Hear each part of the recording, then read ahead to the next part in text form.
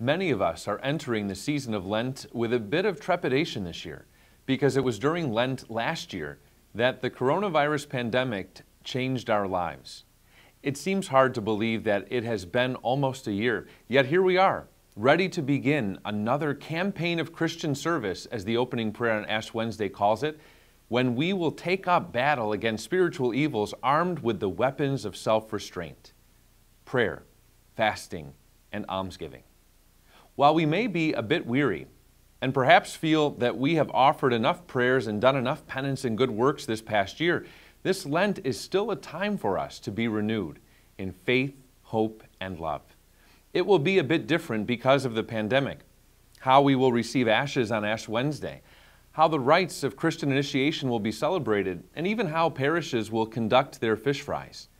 Be sure to check the Diocesan YouTube page for more videos, the Diocesan website for more information, and the resources sent out from the Office of Liturgy and the RCIA, all of which will assist us in making our way through this Lent in time of pandemic. But in this challenging time, let us not forget that the season of Lent brings us into a sacred time of return to the Lord. And so we must ask ourselves, how does God want us to be renewed in our faith in Him and in the Church? How does God want us to be renewed in our hope in the gift of eternal life that He promises us? How does God want us to be renewed in our love for Him and one another?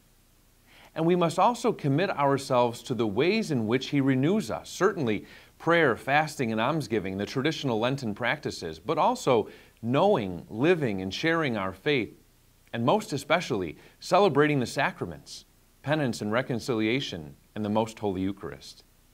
On behalf of Bishop Lucia, may this Lent, this time of renewal, not only lead us through this time of pandemic, but to what it is that we are renewed for, an Easter of unending joy.